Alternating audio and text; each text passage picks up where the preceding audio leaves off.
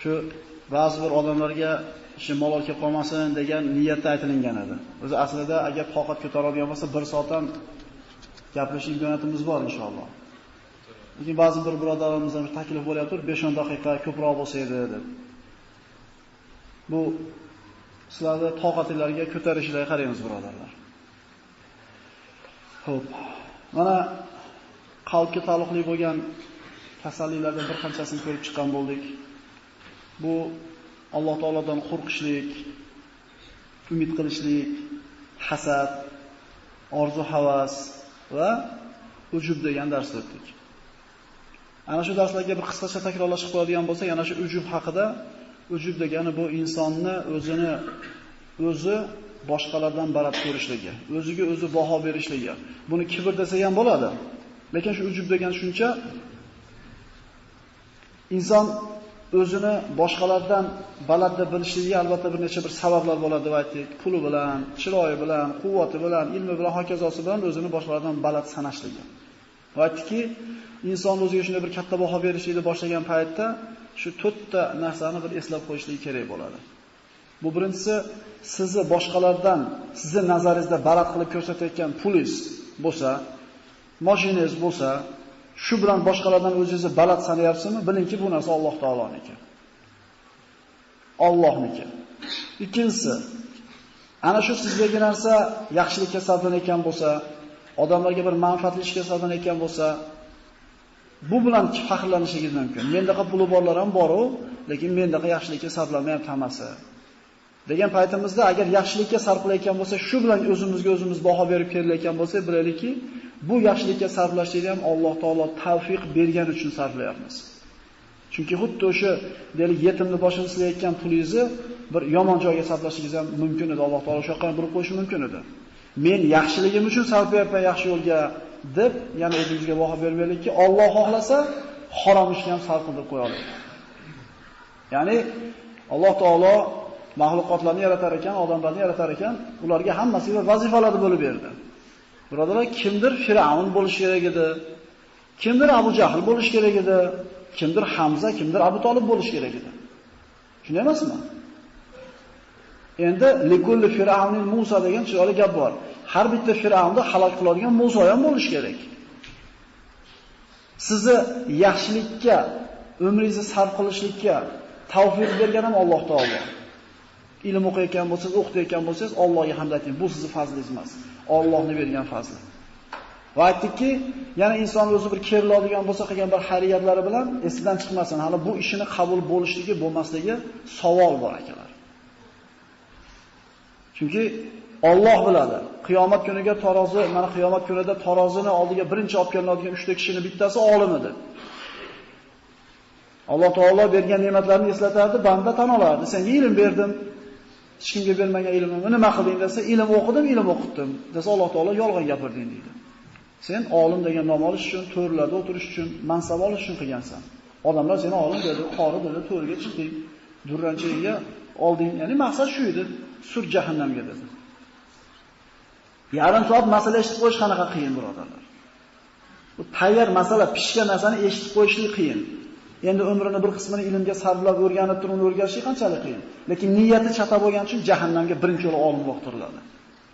Ikkinchisi boyda olib keladi. Nima qilding? Men senga pul bergandim, boshqalarga bermagan. Masjid solgandim, madrasa solgandim, yetim boshini silagandim. Yolg'on gapirding. Sen odamlardan oldida Xotamtoy degan nomni olish uchun, Saxiy degan unvonni olish uchun qilgansan. Odamlar seni Saxiy dedi, ko'chani seni noming bilan nomlab asfaltni solib qo'yganing uchun, seni deylikki, shu talabingni bajarishda xalqlar niyatingga yetding, surmuni do'zaxga. Pul topish qiyin. Bola chaqasidan qizg'anib sarflamayotgan pulni oxiratiga sarflab olish undan ham qiyin. Endi undan ham qiyin narsa niyati to'g'ri qilishlik. Uni ham jahannamga uloqtirilardi. Shahid topib kelardi taroziga 3-chi bo'lib. Nima qilding? Ha, eng aziz bu ilmini sarflagan bo'lsa, bu pulni sarflagan bo'lsa, bu jonini sarflagan Alloh yo'lida. Shahid bo'ldim desa, yolg'on gapirding dedi Alloh. Sen o'tib ketganingdan keyin odamlar meni shahid bo'lib o'tib ketdi deysin deb urishding. Urushda o'lding, shahid bo'lding, seni odamlar shahid dedi, mukofotini olding, sur do'zaxga dedi. Dunyodagi eng uchta qiyin ish. Niyati chatoq bo'lganligi uchun jahannamga uloqtirildi va dunyoda o'zlar xotirjam bo'ladimikin qabul bo'lganligiga.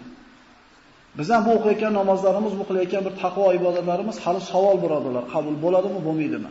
Agar jiddiy o'ylab ko'rsak, bu yerdagi mav'izalarchi birodarlar, bir eshitib maza qilib qo'yadigan bir ashula emas bu. Zo'r gap bo'ldi. Maza qildik. Nima to'g'risida gap bo'ldi islomda?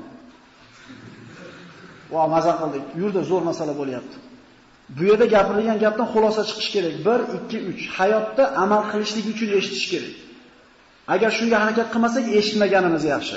Chunki qiyomat kunida yelkamizga yuk bo'ladi bu. Eshitgansan, bilgansan. Biz ummatdan 3 ta gunoh ko'tarilgan birodarlar, yozilmaydi bizga gunoh. 3 ta gunoh bor, yozilmaydi. Bittasi bir gunoh ediki, bilmas ekansiz gunohligini qilib yurar ekansiz. Sizga gunoh yozilmaydi, chunki bilmasidingiz. Ikkinchi gunoh borki, bilardingiz gunohligini, esdan chiqarib qo'yibsiz. Qilib qo'yibsiz haligini. Shom namozi o'qisa bo'lmaslik hamma namozda. Esdan chiqib qolibdi, yozilmaydi va majbur bo'lib qilingan gunoh ham yozilmaydi. Majbur bo'lib qolib cho'chqa oyog'ini yemasa o'lib qoladigan bo'lsangiz, boshqa ovqat yo'q o'lib. Endi bilganingizdan keyin hammasi yoziladi. Eshitayotgan narsamiz yuk bo'ladi birodarlar yelkamizga. Bugungi suhbatdan kibr degan narsani nimaligini o'rganib chiqib ketamiz inshaalloh. Mana kervozlikning dorisi 4 ta bo'ldi. Sizdagi narsa Allohniki. Shu sizdagi narsani yaxshilikka sarf qildirayotgan Alloh hali qabul qildimi? 4-inchisi, agar kerilish mumkin bo'lsa, shaxsan o'zingizning narsangiz bu emas, gunohlaringiz. Gunohingiz bilan kerilavering. Demak, hech kim o'ziga o'zi baho berib kelishlikka haqqi yo'q barakalar. Bugungi gaplashadigan mavzuimiz ana shu qalb kasallaridan bo'lgan kibr haqida. Kibr. Rasululloh sollallohu alayhi vasallamning oldiga bir kishi keldi, aytdiki: "Ya Rasululloh" dedi. "Mana ko'ryapsiz, Xudoim meni de chiroyli qilib yaratgan, kelishgan basavlat chiroyli odam bo'ladi. Hammadan chiroyliman" dedi. Endi dedi, shu o'zim chiroyli bo'lib, ajralib bitta bo'lib turganimda, kiyimim ham boshqalarnikidaqa bo'lishini xohlamayman. Kiyimim ham bitta bo'lib turishini xohlayman. Chiroyli kiyinishni xohlayman. Shu kibrmi dedi. Rasululloh sollallohu alayhi vasallam aytdi, albatta Alloh taolo bir bandaga bir ne'mat bergan bo'lsa, shu ne'matni bandasida ko'rishlikni xohlaydi. Alloh taolo chiroyli bir badanda chiroyli bir jasadni bergan bo'lsa, chiroyli qilib olishligini xohlaydi. Alloh taolo bir bandaga ozgina bir dunyo bergan bo'lsa, o'shani infoqqa sarf qilayotganligini ko'rishni xohlaydi. Qodir bo'lib turib, birodarlar, qodir bo'lib turib. Haligi bor o'sha odamlar baxilligi tufayli tashqariga chiqarishni xohlamaydi. Na bola chaqasiga yegizadi, na atrofiga foydasini tegizadi. Bor, qo'ni-qo'shnisiga ham masxatmaydi, qarindoshiga ham masxatmaydi. Berdimi bo'ldi, atrofiga sarf qilishligini xohlaydi Alloh. Ko'rishligini xohlaydi bandasi shu narsani. Rasululloh aytdi, bu kibr emas dedi.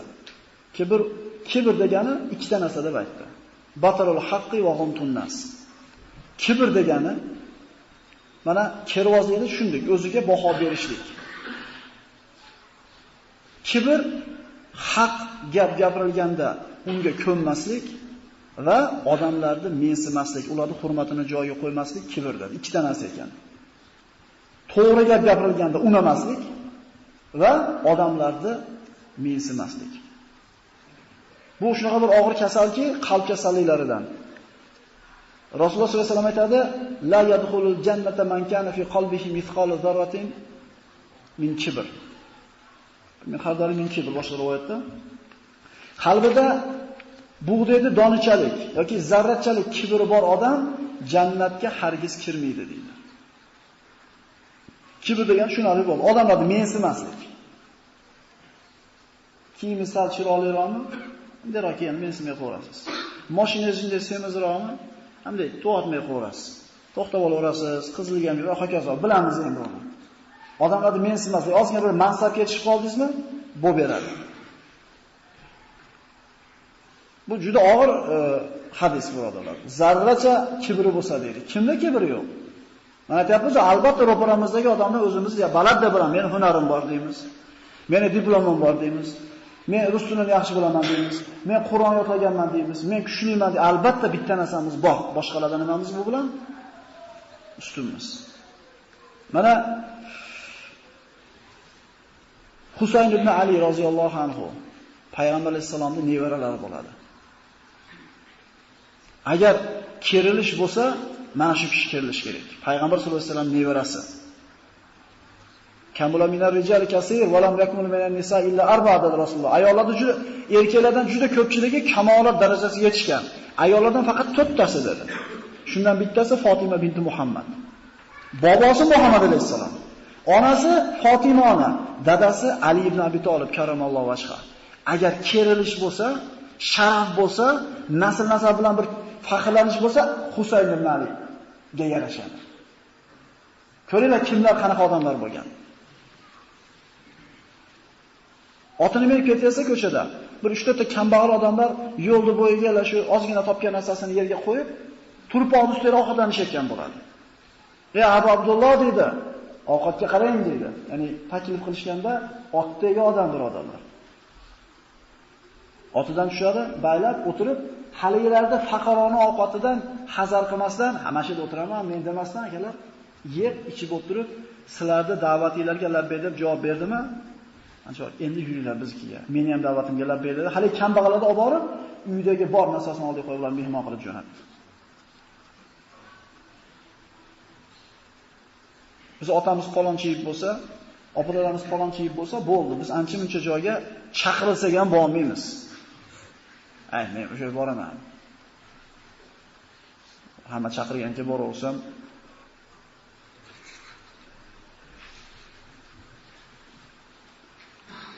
Rasululloh sollallohu alayhi vasallam hadislarda marhamat qiladi.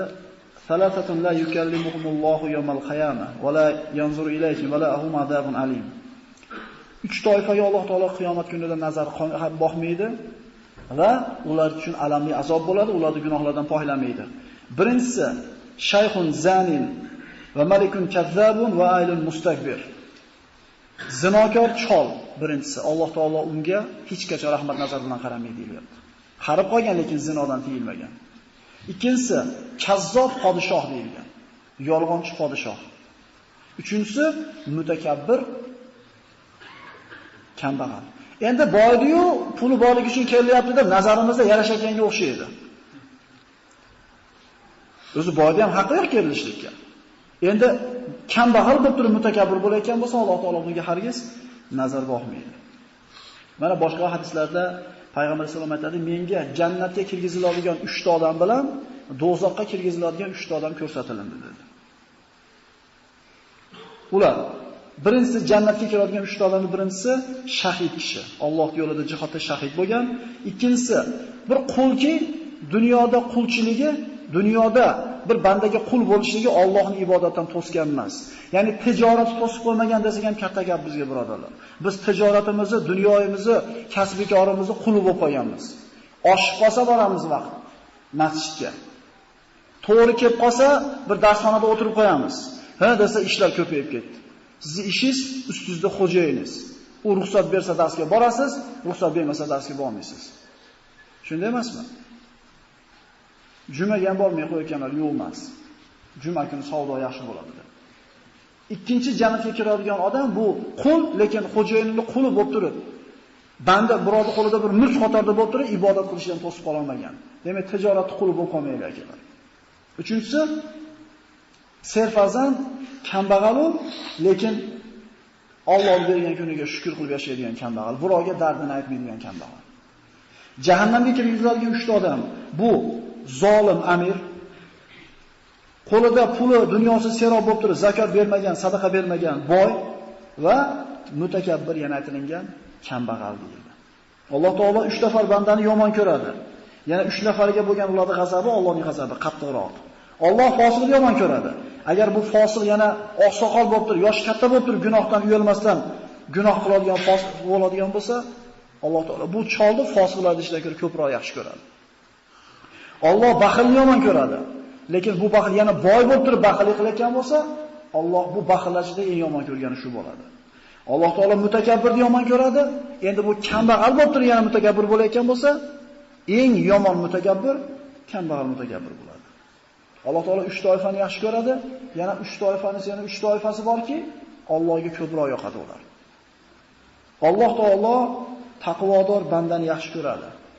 Endi bu taqvodor, ya'ni yoshlik davrida taqvo qilayotgan bo'lsa, Allohga eng mahbub bo'lgan taqvodor.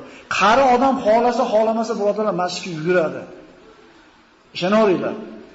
Nonushtaga chiqish kerak bo'ladi, xato lozimatga chiqish kerak bo'ladi. O'sha boradigan joyi yo'q. Haligi yoshligida ulfatchilik qilgan ahmoq jo'ralar o'lib ketgan bo'lsa, tirik qolganlari masjidda yuribdi. Iloji yo'q bormaydi. Endi yoshligida hamma buzuqchilikka qodir bo'lib turib, qo'lini ham, belini ham, cho'ntagini ham quvvati yetib, Allohdan qo'rqib, taqvo qilayotgan banda bo'lsa, yosh yigit. Taqvodorligi eng yaxshisi shu bo'ladi. Yigit deganda biz albatta 25 gacha tushunmaylik akalar. 40 gacha bo'lgan odamni islomda, arab tilida shab deyiladi, yigit deyiladi. Bu yerda yigitlar ko'p, xudo xolasa. Alloh taolo saxiy bandani yaxshi ko'radi. Endi bu saxiylarning ichida yana kambag'al bo'lib turib saxiy bo'layotgan bo'lsa, bu saxiylarning eng zo'ri bo'ladi. Alloh taolo kamtar insonni yaxshi ko'radi. Kamtar odamni, mutakabbir bo'lmagan odam. Endi shu kamtarlarning ichida yana boy bo'lib turib, puldor bo'lib turib, siniq bo'lsa, kamtar bo'lsa, kamtarlarning eng kamtari shu bo'ladi. Kambag'al endi kamtar bo'lsa, yarashaveradi unga. Yo'q, endi kamtar bo'lish kerak yo'q. Endi boy bo'lib turib kamtar bo'layotgan bo'lsa, cho'ta yarashmayapti shu odamga. Nazarimizda ajib, mana shu odam qoyil qolish kerak. Shuncha puli bo'lib turib, kichik ber deydi. Biz o'zimiz hayron qolamiz bu odamga. Alloh taolo kamtarlarni eng yaxshi ko'rgani boy bo'lib turib kamtar bo'lganni yaxshi ko'radi. Mana salaf solihlar qanday bo'lganlar? Laqad kana lakum fi rasulillahi uswatun hasana liman kana yarjulloha wal yawmal akhir va zakaralloha katira. Rasululloh sollallohu alayhi vasallam haqida Alloh taolo aytadi, kim Allohga va qiyomat kuniga iymon keltirgan bo'lsa va ko'p Allohni zikr qiladigan bo'lsa, Allohning payg'ambaridan ibrat olsin deydi.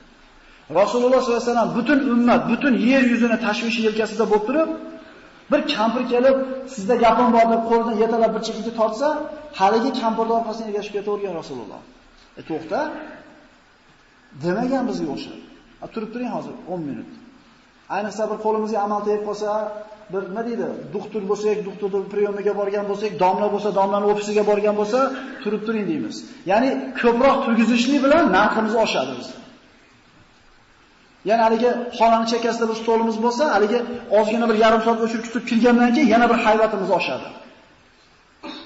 Allohga osiylik qilishlik hisobiga hurmatimiz oshishini xohlaymiz. Hadislarda keladi, Alloh uchun o'zini kamtar tutgan bandani Alloh azizligini ko'taradi faqat deydi. Rasululloh siniq odam bo'lgan, kamtar odam bo'lgan. Mana hadislarda marhamat qiladi, kim jundan bo'lgan kiyimni kiysa, ya'ni sodda kiyinsa degan, endi jun deganda biz o zamonda u to'g'ri kelmaydi bu. Va otni kiyinsa, o'zini kamtar tutsa, eshakni minsa deydi. Ya'ni kichkinaroq mashina mingani uyalmasa deyapti.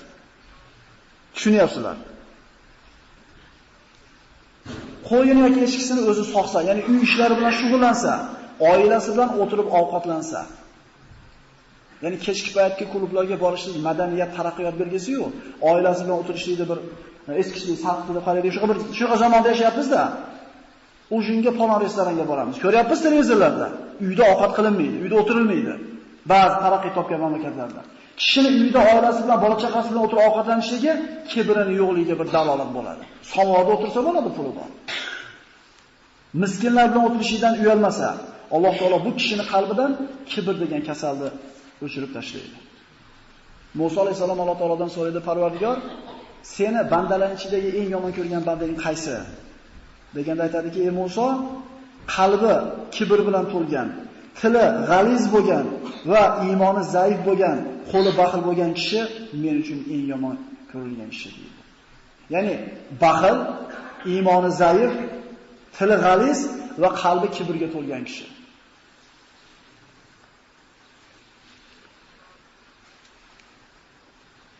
Mana hukamolar kibr haqida aytishadiki, samaratul qanoati roha va samaratut tavodi al muhabba. Kibrda aksidagi sifat bu nima? Tavozu, kamtarlik. Kim qanoatli bo'lsa, qanoatning mevasi nima desa, rohat deydi. Qancha bo'lishidan qat'iy nazar, bergan kuniga rozi bo'lib yashasangiz, rohatda yashaysiz deyapti. Kamtarlikning mevasi muhabbat deydi. Kamtar odamni hamma yaxshi ko'radi. Kamtar odamni hamma yaxshi ko'radi. Mana Mutarofi ibn Abdullohning oldida Mulhib ismli bir Hajjoj ibn Yusufni generallardan bittasi otini nihoyatda bir hali oldini ko'tarib kishnatib shunaqa qilayotganda, "Ey Abdulloh" deydi. Abdulloh bu yerda Mutarofi ibn Abdulloh aytadiki, "Bu turishing Allohni rozi qilmaydi" desamga qarab turib, "Meni taniysanmi?" dedi. Ya'ni general. "Meni taniysan?" "Taniyman" deydi. "Asli axlatsan. Ko'milganda to'ldir axlat olasan, qoningda to'ldir najosat ushlab yuribsan, taniyman seni" deydi. Deganda har odam kimning esiga tushadi-da, sekin otini to'rayog'iga qo'yib, sekin ketib qoladi. Ya'ni birodarlar, chiylatib jilayotganinglarda, semiz mashinalaringlarda, signalni bo'kirib o'tayotganinglarda esingizdan chiqmasin, esimizdan chiqmasin. Aslimiz nutfa, ko'milganda bir mashina bir qabrga to'la axlat olamiz, qonimiz to'ldir axlat. Nimamizga kerilamiz? Nimamizga kerilamiz? O'sha ozgina Alloh berib qo'ygan dunyoda odamlarga ko'z-ko'z qilibdi. Shunaqa odamlar bor ekan, betiga ayta olgan ekan shunaqa mutakabbirlarda. O'shuncha ular tiyila olgan ekan. Bizda hozir kamayib ketgan xona, "Qo'y" deydi. "Yomon ko'rib nima qilaman" deydi. "Dushman orttirib" deydi. "Meni ummatim" deydi Rasululloh. "Zolimga ey zolim" deyishlikka yaramay qoldimi? Assalomu alaykum degan ekan. Mahallasiga kecha chiqqan g'itmeka va sekinroq mashinada diyolmayapmizmi? Quvvatimiz yetmayaptimi? Assalomu alaykum birodarlar. Ha desa dadasi boy bo'ldi. Yosh bolaga gapira olmaymiz. Boshqasini qo'yavering dedi. Mana har bitta odam faxrlanish kerak, nima bilandir bir kerilish kerak. Hukamolar aytadiki, mo'min bandani faxrlanadigan narsasi nimasi? Dini. Dini bilan faxrlanadi. O'zini iymoni bilan aziz deb biladi. Robbisi bilan faxrlanadi, dini bilan o'zini aziz deb biladi. Munofiq o'zini nasabini gapirib turib keriladi va o'zini puli bilan aziz deb biladi. Demak, uni puli yo'q bo'lgan kuni xor bo'laveradi. Puli yo'q deb tepkilayaptimi? O'zini puli yo'q bo'lib qolganini tepkilasa rozi bo'ladi. Chunki puli yo'q odamni maqsa bo'laveradi uchun tepkilasa bo'laveradi. Demak, biz qaraylik. Biz nimamiz bilan faxrlanyapmiz? Robbimiz bilan o'zimizni faxrlanib, dinimiz bilan aziz deb bilyapmizmi? Yo yo'qmi? Vala tahinu vala tahzanu antum al-a'launa in kuntum mu'minin. Alloh taolay aytadi, "Ey sizlar deydi, xafa ham bo'lmanglar" deydi. Tushkunlikka ham tushmanglar, sizlar oliysizlar deydi. Agar kim bo'lsanglar, mu'min bo'lsanglar. Mana bir qancha oyatlar, bir qancha hadislar keltirilgan. Gapiramiz desa gap ko'p. Mana quyidagi bitta hadisda aytmay ilojimiz yo'q. Qo'y endi, gapirib nima qilaman deymiz, bar olmaydi gapimni. Firavnda Firavn qilgan qavm bo'ladi, birodarlar. Nima desa, xo'p deyishavergan, nima desa, "Oxir Robb ana robbukum", men sizlarni oliy parvardigoringlarman deb bordi. Diqqat qilaylik. "Iza ra'aytumul mutawadi'ina fatawadu lahum." Agar kamtar odamlarni ko'rsanglar, dedi Rasululloh. Kichik fe'l, siniq odamni ko'rsanglar, kamtarona muomala qilinglar ular bilan. Biz ikki qo'llab kelib, ikki marta ko'rishib qo'ysa, o'sha haliga to'tta deb qo'yamiz. O'zini kamtar tutyapti-da. Kamtar odamni ko'rsanglar, kamtarlik qilinglar. Agar fa iza ra'aytumul mutakabbirin fatakabbaru alayhim fa inna zalika lakum sighar va madalla va lakum bizalika sadaqa. Agar mutakabbir odamni ko'rsanglar, o'zlariga qarasha kibr bilan muomala qilib qo'yinglar. Albatta bu kibr bilan muomala qilishinglar ular uchun xorlik va ibrat, sizlar uchun sadaqa o'rnida o'tadi, deyapti. Shior birodarlar. Oladigan bitta narsamiz, zarur narsalardan. Mutakabbir odamga o'zidaqa muomala qilib qo'yishlik savob bo'lar ekan. Siniqlik hammaga siniqli emas. U nasronlar aytadi, 10 betingni urib bersa chop beting, unaqa gap yo'q islomda. Agar hamma chop betingni tutib bersa, urib yuraveradi hamma. Mutakabbirmi? Kibr qilyaptimi? U farqi yo'q, u puli bormi, puli yo'qmi, o'ziga yarasha muomala qilib qo'yavering. Assalomu alaykum desiz, nima qilib ko'rishyaptimi? Bermay qo'ying, qo'lingizni qarasin sizga. Nima qo'lim bermayapti? Uni qila olmaymiz biz. Qo'y deymiz. Biz qo'ymiz akalar. Yoki bo'lmasa qo'lini berib ko'rishmagan ushlab qo'yvormaydi. Qaraydi. Bir-birimizga qarab ko'rishadi, birodardan keyin safar shunaqa qilmaydi. Chunki menda zarurroq odam turibdi. Bu bilan gaplashsa, bu zarur masala. Demak, birodarlar, mutakabbir odamga o'ziga yarasha muomala qilib qo'yishlik sadaqa o'rnida o'tadi. Xo'p. Kamtarligimizni qayerdan bilamiz? Bizda kibr yo'qligini qayerdan bilamiz desa, ulamolar aytadiki, salomni birinchi bo'lib siz bersiz. Assalomu alaykum. Kattadir, kichikdir. Rasululloh birinchi salom bergan. Rasululloh sollallohu alayhi vasallam qo'lini tortib olmagan, nariga odam tortmagunicha. Rasulullohga bir aziz inson bormi yer yuzida? Assalomu alaykum deb turib Payg'ambar sollallohu alayhi vasallam ko'z yuziga qarab tabassum bilan ko'rishganda, qo'lini birinchi tortmagan. Qaranglar, bo'lmasa ish ko'p. Ish ko'p. Bizdan ham ish ko'p Rasululloh sollallohu alayhi vasallam. Lekin mana shunday bir axloq egasi bor. Innaka la'ala xuluqin azim. Buyuk axloq egasiz. Birinchisi, ro'paringizga kelgan odamga birinchi bo'lib salom beryapsizmi? Demak, kibr yo'q sizda. Ikkinchisi, majlisga kelib o'tirsangiz, pastroqda o'tirib qolganingizga ham rozi bo'laverayotgan bo'lsangiz, demak, kibr yo'q sizda. Nonushtaga bordingiz, eshikda turib qoldingiz, ozgina kutib. Yana eshikdagi o'tirib qoldingiz, rasali qanday aytayga. Odatda siz to'rga chiqib o'rgangan edingiz, sizning hurmatingizga loyiq muomala bo'lmadi. Shu yerda g'azabingiz kelyaptimi, birodar?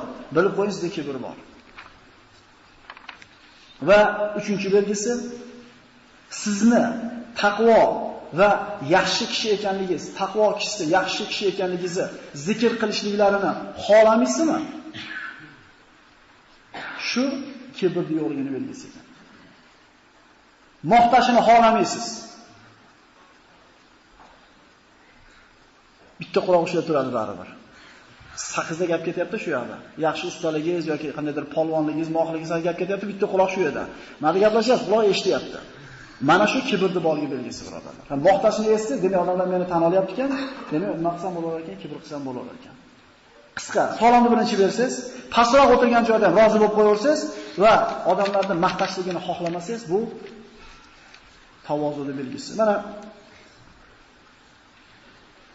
Ejikcha sabr qilasizlar, birodar. Mana domla imom aytib o'tib ketdi. 1 yilda bir o'tiramiz, birodarlar, mana shuna qilib.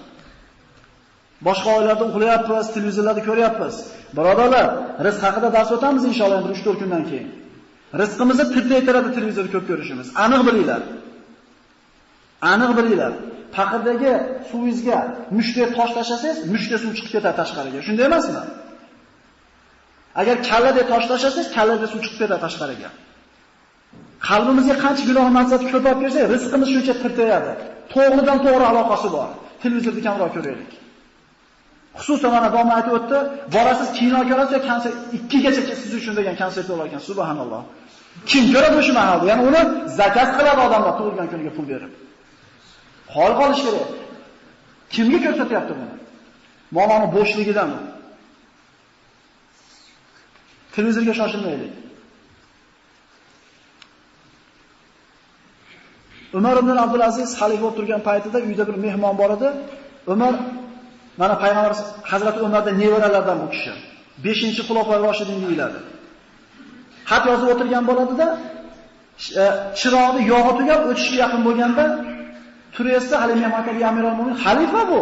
O'sha davrdagi eng katta, o'sha zamonning eng katta podshosi bo'lgan xalifa Umar ibn Abdulazizni o'rnida o'tirgan odam, siz qo'ying, men yog'ini qo'yib qo'ymasam o'tiring deydi. Mehmonni ishga solishlik bu erkaklikning belgisi emas deydi. Ya'ni musulmonlik iymonning belgisi emas. Turadi-da, to'ysa, xizmatchingizni chaqiring bo'lmasa deb xijolat bo'ladi desa, qo'ying dedi, o'yda endi dedi, ko'zi ketdi deydi, o'g'atmaylik deydi. Xalifa birodarlar. Shamni olib kelib qo'yib, o'tirib yozaysa, yog'i quyib. Qarang deydi, shu o'zingiz turdingizlar desa, turayotganida ham Umar edim deyapti, o'tirganda ham Umar edim dedi. Odamlarning gapi bilan obro'yimiz tushib, odamlar gap bilan ko'tarmaydi, biz obro'yimizni Alloh ko'tarsin deydi. Umar ibn Abdulazizning uyiga bir odam boradi. Borsa, bir ayol kir yuvayotgan bo'ladi, bir kishi devorga loch olayotgan bo'ladi. Bu xizmatchilar da o'yladida, Amirul Mo'minin bormi desa, hozir chaqirib qo'yaman deb ayol aytadi, qo'lim loyga bulab keladi Amirul Mo'min. Xizmatchi yo'qmi uylarda deydi. Xalifa akalar.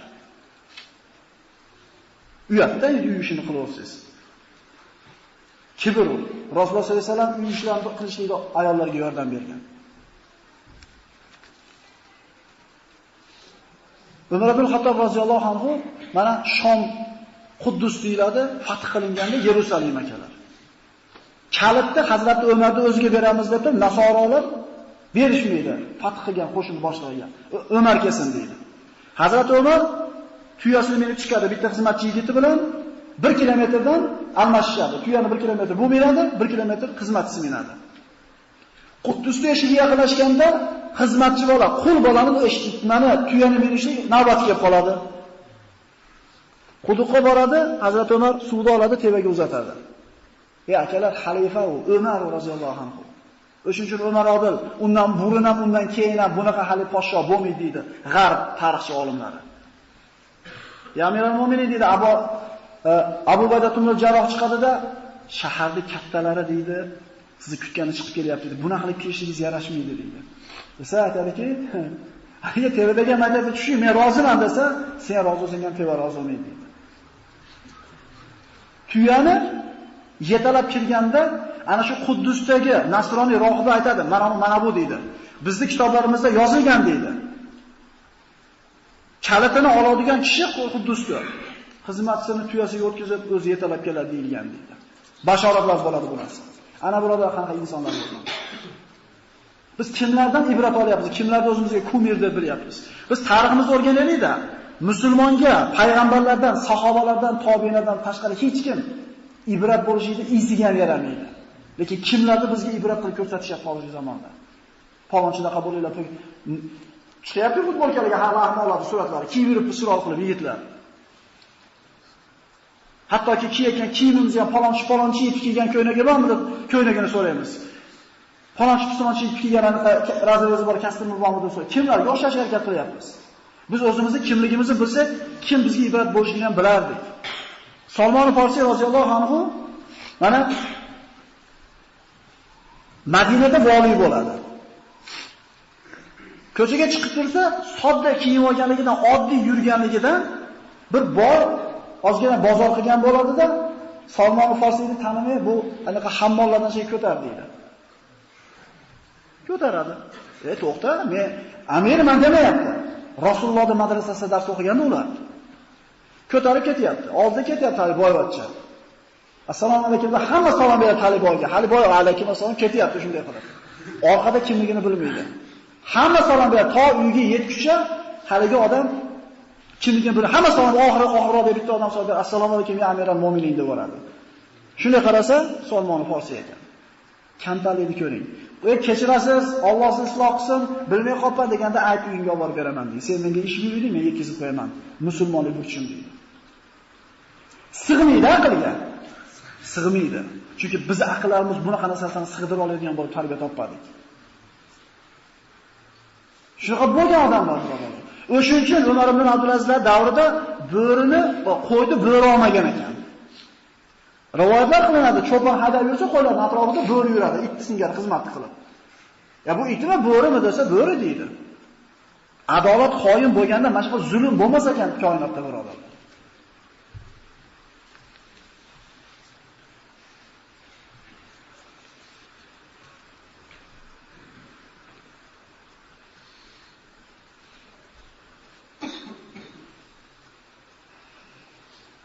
Oysha roziyallohu anhoning uyiga bir ayol kishi kirib keldi-da, nohata bir tili xunuk, behayo ayol oladi. Payg'ambarimizni cho'kka tushib, yerga ovqat qo'yib, ovqatlayotganini ko'rdi-da, dedi, "Mo'g'irlar buni" dedi. Bu payg'ambar deydi, o'zini qulga o'xshab o'tiribdi, qulga o'xshab yeyapti deydi. Payg'ambar sollallohu alayhi vasallam aytadi, "Ana abdun ajlisu kama yajlisul abd va akulu kama yakulul abd." Men deydi, qulman deydi. Quldaqa o'tiraman, quldaqa yeyman deydi. Hali aytadiki, ovqatingni bermaysan menga deydi payg'ambarimizga desa, ol deydi. Qo'ling bilan yegizib qo'y menga deydi. Rasulullohga qilayotgan muomalasini qarang. Qo'ling bilan yegizib qo'y deydi. Payg'ambarimiz qo'limiz bilan yegizib qo'yadi. Yeb o'tirib, og'zingdagidan ber menga deydi. Payg'ambarimiz chaynab turgan ovqatni chiqarib beradi. Kamtarlikni ko'ring. Payg'ambarimizning so'lagan rashi ovqat qoniga tushishligi bilan hayo degan narsa o'tib qoladi har ayolga. Umrining oxirigacha bitta erkak kishiga tikka qaramasdan o'tgan bo'lar ekan. Rasululloh shunday bo'lgan, sahobalar shunday bo'lgan. Hazrati Umar davrida sahobalar shu atesmi kelmayapti, bir sahobani bir shaharga vali bo'lasiz deydi, jo'natadi. Shahar kutib turadi. Bugun kirib keladi, erta kirib keladi. Kutib tursa bir odam eshikka mingan, bitta qo'liga tuz ushlagan, bitta qo'liga qattiqdan ushlab turib, tupurgisi bilan namlab, tuzga tekkizib kirib kelayotgan bo'ladi. Hech kim parvo qilmaydi kirib ketadi. Kirsa shaharda hammasi tashqarida, qaytib chiqadi. Kimni kutyapsizlar desa, falonchini deydi. Umar bizga vali qilib yurgan mendan shu deydi. Birodarlar, kamtarlik ko'ryapsizmi qanaqa bo'lgan? Mana shu kishilardan Alloh rozi bo'lgan. Ularda kibr bo'lmagan. Bizda bor kibr. Tuzatishni belgisi aytdik. Salom birinchi bersiz, pastroq o'tirib qolsangiz ham rozi bo'layotgan bo'lsangiz va nima dedi shunisini? Maqtov eshitishni xohlamasangiz, kibr yo'qligining alomatlaridan deyilgan. Kibr shunday kasalki, kishini jannatdan to'sib qo'yadigan kasal. Kibr birodarlar, Firavun, Qorun, Homonga o'xshagan kofirlarning fe'llari. Alloh taolo hadis qudusida aytadi, ana shu musulmon kishini ilmga bo'lgan qanchalik bir e'tibori katta bo'lishi kerakga ishora qiladi. Iqro bismi robbikallazi xalaq. Qur'onda 6666 ta oyat nozil bo'lgan bo'lsa, ana shu 23 yil mobaynida 114 ta surada shu qancha minglagan kalimalar kelgan bo'lsa, mana shu kalimalarning ichida eng birinchi Alloh tomonidan Muhammad alayhisolamga yuborilgan kalima bu o'qing degan kalima bo'ldi. Hali namoz yo'q, hali roza yo'q, hali hech narsa yo'q islom hukmlaridan. Birinchi bo'lib nozil bo'lgan kalima bu o'qing degan kalima bo'ldi. Ilm mana shunday bir fazilati ulug' bo'lgan amallardanki, ilm bilan inson qullikdan podshohlik darajasiga ko'tariladi. Mana Abu Hazmda aytib o'tdi, mana Atoy ibn Abi Rabohda aytib o'tdi. Mana bizni mazhab boshimiz Imom Azam rahmatullohi alayhi hayotdan misol oladigan bo'lsak, u kishini mana bilamiz Abu Yusuf degan katta shogirdlari bo'lgan. Abu Yusuf yoshligida ana shu Imom Azamdan ta'lim oladi. Imom Azam rahmatullohi alayh ana shu Abu Yusufdagi bo'lgan zehnni, ilmga bo'lgan chanqoqlikni ko'radida, shu bolani yaxshi ko'rib aytadiki, "Bolam" deydi, "Mana shu mendagi ilmni yaxshi itqon bilan o'rgansang, podshohlarni dasturxonida taom yeysan, podshohlar senga taom tutadi" deydi. Fazilatlarni gapirib turib shuni ham aytadi. Abu Yusuf shu 10 yashar bola yoki 11 yashar bola uyiga borib ota-onasiga aytadiki, "Domlam mana qilib deyapti, ilm o'qiy ekan, menda qobiliyat bor ekan" desa, Abu Yusufning otasi aytadiki, "Bolam, Imom Azam ilm bilan shug'ullansa yarashaveradi. U kishi boy odam, savdogar bo'lgan Imom Azam. Biz nimamiz? Kambag'almiz. Ya'ni tirikchilikka yarab qolding, 1-2 dinor pul topib kelsang, akang, opang yoki akang singli yoki opang katta bo'lib qoldi, shularni chiqarishga yordam berasan" deb xuddi siz bilan bizning sharoitimizdagi bahonani aytadi. Sharoit ko'tarmayapti. Ya'ni ko'ringlar, Alloh taolo kimga sharoitni beradi, kimga zehnni beradi, Alloh taolo sinaydi. Shunda Imom Azam rahmatullohi alayhi oldiga Abu Yusuf bor aytadiki, "Dadam bunday dedi, sharoitimiz og'ir ekan, men kuniga 2 dinor bo'lsa ham pul topib, oilamga yordam berganim yaxshi ekan" dedi. Birodalar, pulni katta o'ganda topsa ham bo'ladi, hunarni katta o'ganda ham o'rgansa bo'ladi, hamma yoqqa ulgursa bo'ladi katta o'ganda, lekin yoshlikdagi zehn, yoshlikdagi ilm bo'lmaydi. Muhtaram yosh ukalar. Ulgurishlar hamma yoqqa keyin. Pul ham topasizlar, mashina ham minasizlar, hamma yoq ulgurishlar, lekin kalla avvalgi kalla bo'lmaydi. Buni yosh kattalarimiz aytsin. Quni duosini qanchadan beri yodlamay yurganlarimiz bor. O'ynab o'tirib yodlab qo'yadi, quni duoni yoshligimizga gapirib olib berganda. Shunda Imom Azam aytadiki, "Shu 2 dinor topib kirsang, seni ilm o'qishga ruxsat berishar ekanmi?" deydi. "Ha" desa, "O'sha 2 dinorni kuniga men beraman senga" deydi. Ya'ni savdogarchilikda hammamiz yaxshi bilamiz, pulni ko'proq foyda chiqadigan joyga sarflaymiz. Shunday emasmi? Birodarlar, savobni topishlikda, savob tijoratida ham ko'proq chiqadigan joyga sarflashlik kerak ekan. Imom Azam bilar ekan. O'zi ilm o'qityapti. Ilm o'qitganiga ajrini oladi. Endi unga sponsorlik qilganiga ajrni ham o'zi olyapti. Dasturxon solib 1-200 so'mni sarflab 4 odam qonun to'g'ri chiqara olasiz, bu albatta xayr, lekin shu bilan tugadi savob. Shu 1-200 so'm pul bilan Qur'on o'qiyotgan, ilm o'qiyotgan talabaga olib bergizib qo'ysangiz, yoki bitta Qur'on berib qo'ysangiz, bilasizmi qanaqa ajr bo'ladi? Imom Azam olim bo'lganda qayerga sarflashini ham bilyapti pulini. Bo'lmasa 2 dinor deb chiqib kuniga yetim yesirga yoki kambag'al bechoraga sadaqa qilib olsa ham sadaqa bo'laveradi. Shu kundan boshlab Abu Yusuf Imom Azamni qaramog'iga o'tadi, kuniga 2 dinordan pul to'laydi. Domlasi pul to'lab o'qitadi, birodarlar. Oylar o'tadi, yillar o'tadi, 25 ga keladi, 30 ga keladi. Imom Abu Yusuf deyarli bir olim bo'lib qolgan paytda qattiq kasalga duchor bo'lib, o'lar holatiga kelib yotib qolganda Imom Azam kelib yig'lar ekan. Shagirdining o'lib qolishligini o'ylab yig'lar ekan. Shunda Abu Yusuf, "Domla nima yig'laysiz? Endi Allohda taqdiri bo'lsa, kelgandan keyin ketaveramiz" desa, "Bolam" dedi. "Sen bari o'lasan bir kun" dedi.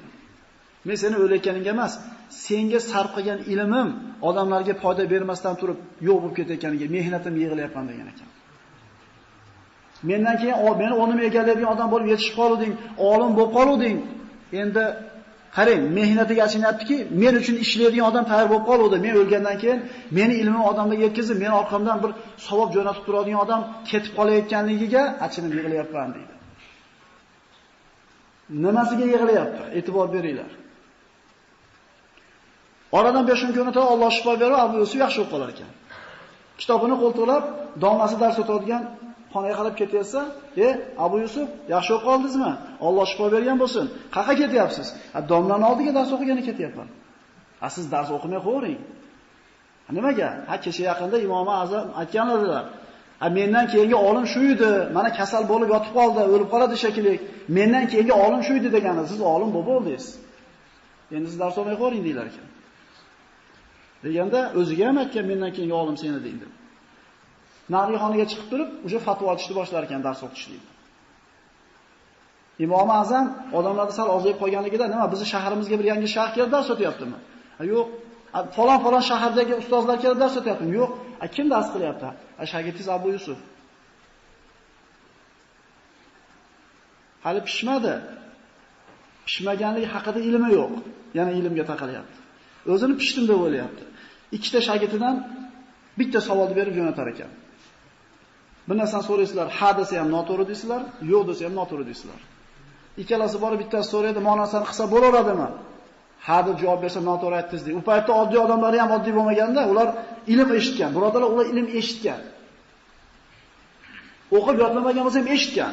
Noto'g'ri aytdingiz deydi. Hayron bo'ladi.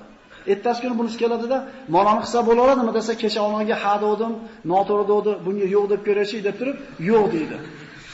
Bilmaydi uni javobini. Yo'q desa noto'g'ri aytdingiz deydi. Shunda tushunadi qayerdan kelyapti savol. Domlasining oldiga kelib, Imom Azam dars o'tayotgan joyda, "Ey shayx" deydi, tikka turib. "Bitta savol bor" deydi. Desa Imom Azam qaramasdan gapiraveradi bu yoqqa qarab.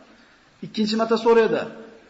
Yana parvo qilib. Shunda tushunadi Imom Abu Yusuf. Cho'kka tushib, "Ey ustoz, bitta savol bor" deydi. "Qaysi savol?" desa, "O'zingiz bilasiz" deydi. Javobini beradi. Shu kundan boshlab Imom Azam vafot etgunga qadar shogird bo'lgan ekan.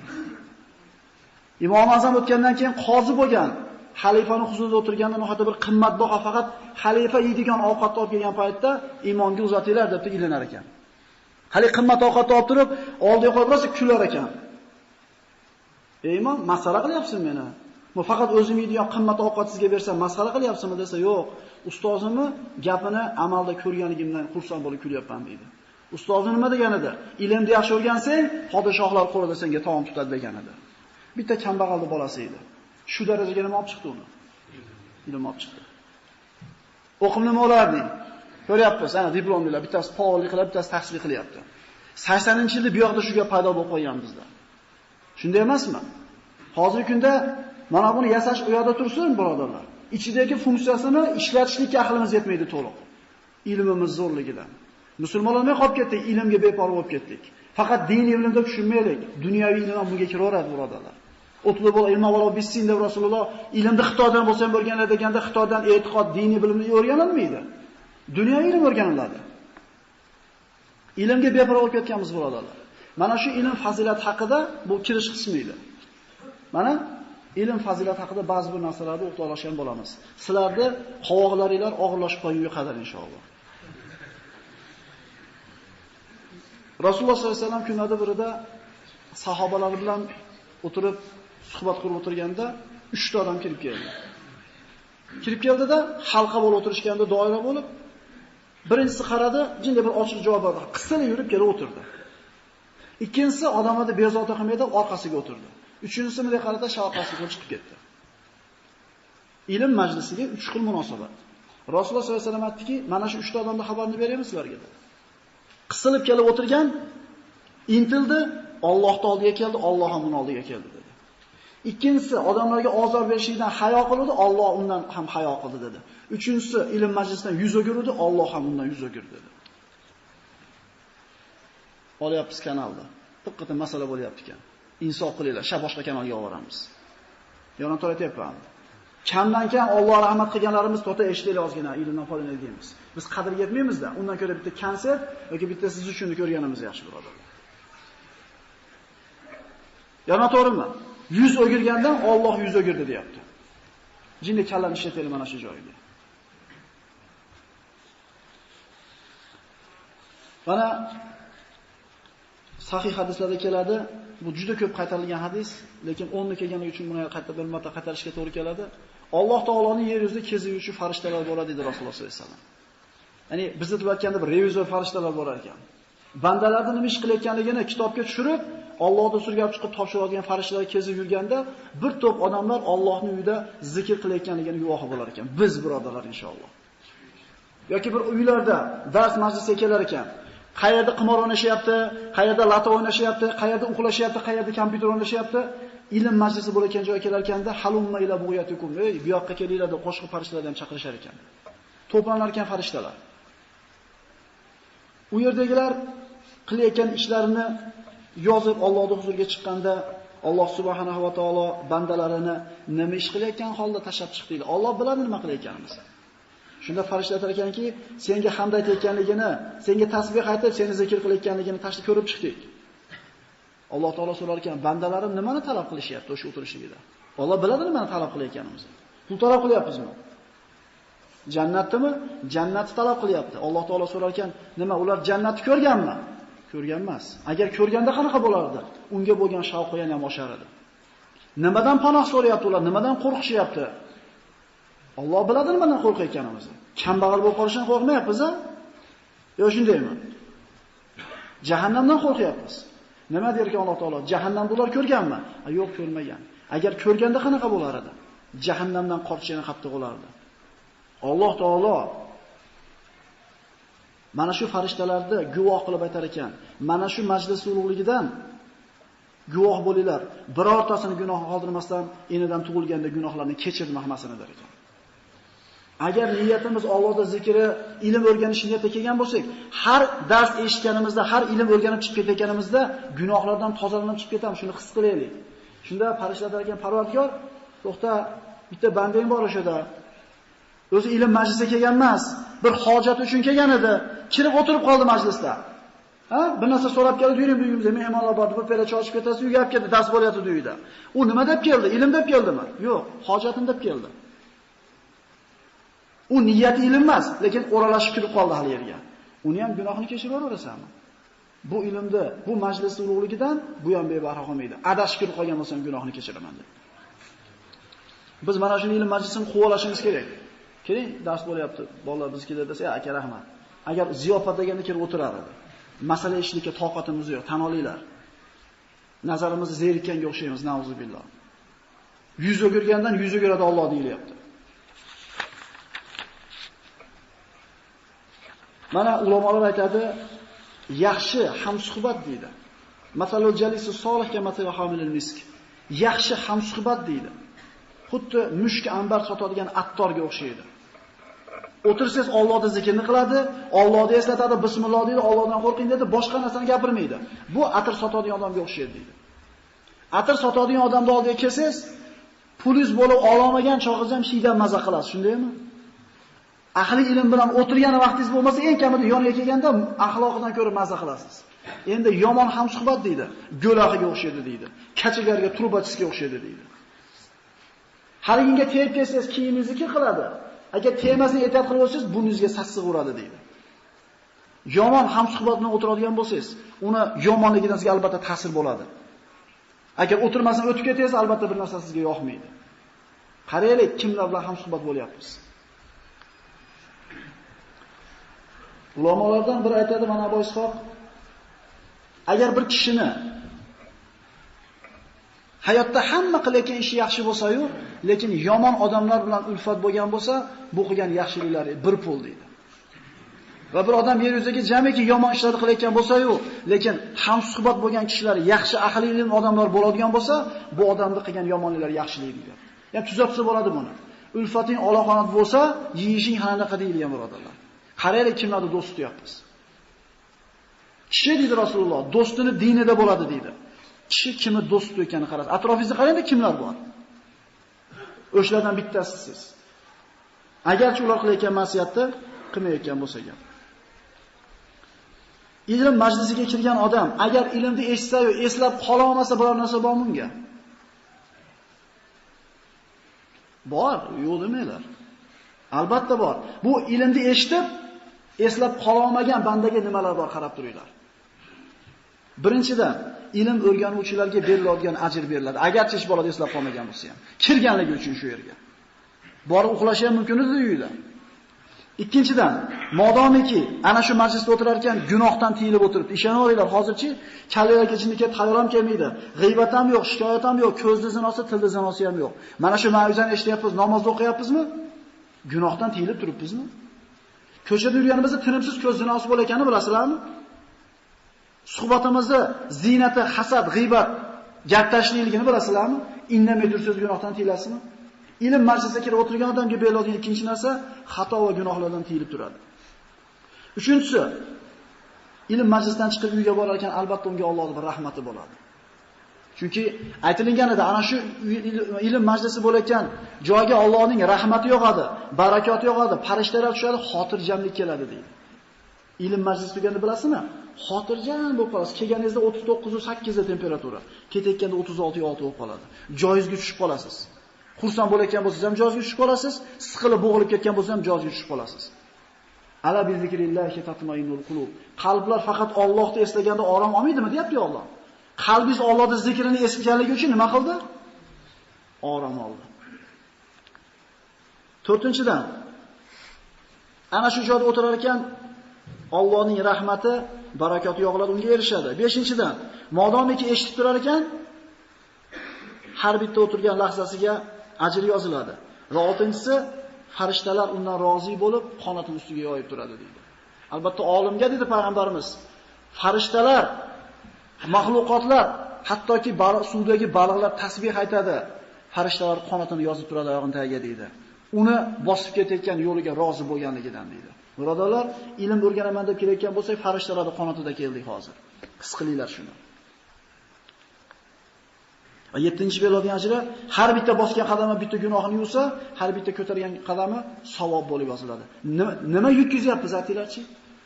Bu kimga? Hech narsani eslab qolmay chiqib ketgan odamga. Endi ozgina bir narsani eslab qolib hayotda amal qilishi kerak qo'ygan odamga nima berilar ekan?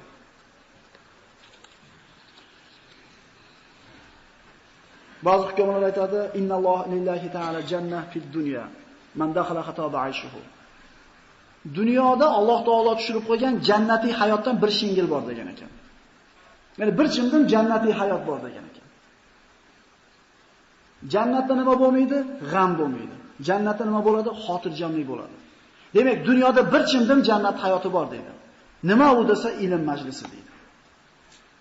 Xotirjamlik kelyaptimi qalbingizga? Demak, ana shu jannatdan tushirilgan bir chimdim xotirjam hayotda yashaysiz. Jannatiy hayot. Jannatda ham bo'lmaydi birodarlar. Inshaalloh boraylik-da ko'ramiz. Bu yerda muammo bo'lmaydi. Hattoki posh bo'lib turinglar degan problema yo'q. Chunki sizga berilgan xur sizdan boshqa hech kimning ko'ziga ko'rinmaydi. Chunki birodaringiz shunday sizni jannatga bosib kirib kelishiga haqqi bor. O, palonchi kirolaymi desa bu muammo, jannatda problema bo'lishi mumkin emas. Shuna kirib kelaveradi. Endi kirib kelsangiz siz xurizmni o'tirgan bo'lsangiz. Xijolatchilikmi, erkak kishida g'ayr bo'ladi musulmondan. Shu problema bo'lmasin deb Alloh taolo bizni aqlimiz olmaydigan qilib yechib qo'ydi. Bu xur faqat sizga ko'rinadi. Kirib kelaverasiz men oldimga. Birodarlar, g'am jannatda bo'lmaydi, xotirjamlik jannatda bo'ladi. Dunyodagi xotirjam hayot bozorda bo'lmaydi, televizorda oldida bo'lmaydi, pulni ko'pligi bilan bo'lmaydi, ilm majlisida bo'ladi.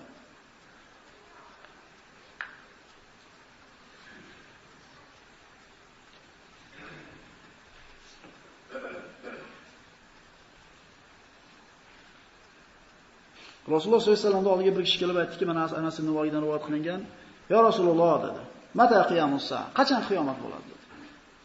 Desa payg'ambar sollallohu alayhi vasallam aytdilarki, ma'adattalaha. Nima tayyorladingiz unga so'rab qoldingiz? Tayyorlab qoldingizmi qiyomat surishtirib qoldingiz? Do'da aytdiki kishi bu namoz, ro'zani ko'paytirib yormadimu, shu bitta narsa bor qalbimda dedi. Nima dedi?